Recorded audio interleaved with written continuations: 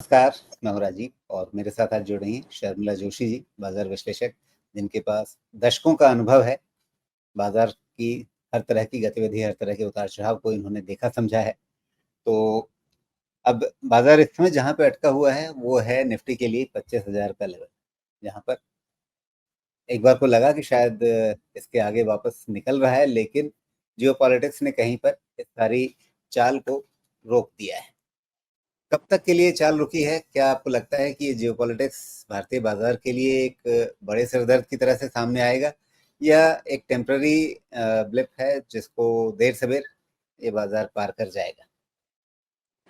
देखिए एक तो व्हाट आई वुड जो आप भी ये इस चीज को समझते हैं कि market wisdom in itself is complete.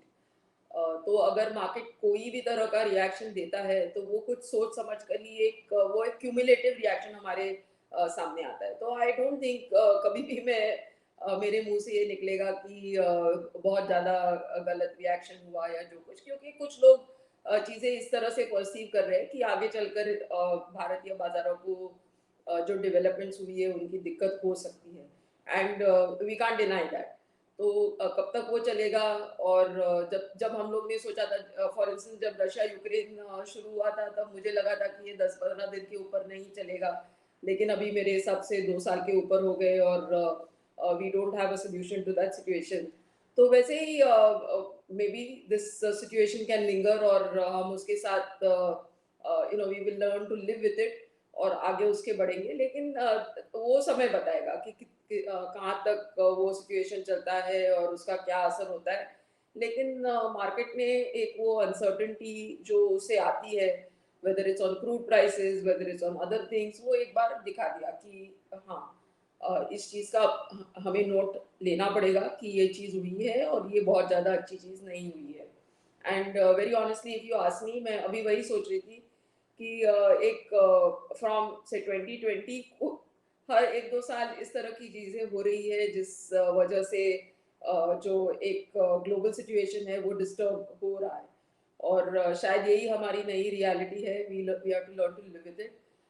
दो इन द इंडियन कॉन्टेक्स्ट, मुझे जहाँ तक समझता है, मुझे लगता है कि पिछले एक डेढ़ एक से फ्रॉम द लास्ट 7 और 8 months things are quite stable. और यहाँ पर धीरे धीरे, और अब ये इन नतीजों में भी दिखा कि ग्रोथ रिटर्न हो रही है। पर उसके लिए बाकी का आपको एनवायरनमेंट भी थोड़ा कंड्यूसिव चाहिए। तो वो हमें ब्रीफली थोड़ा 1-1.5 महीना मिला था, इंटरेस्ट रेट कटाया तो ऐसा लगा था कि market will build on that. फिर अब ये चीज सामने आई है, so market will have to learn to deal with these situations, और I am sure it will. लेकिन ऐसा कह नहीं सकते कि इसको बिल्कुल इग्नोर करना चाहिए, because at the end of the day अगर ये चीज बढ़ती है तो जैसे हाउ पीपल आर थिंकिंग कि crude prices could be a direct dampener for our economy, तो इस तरह की चीजें हो सकती है। So we have to wait and see. जी, तो फिलहाल थोड़ा-सा एक सतर्क नज़रिया आपका दिख रहा है।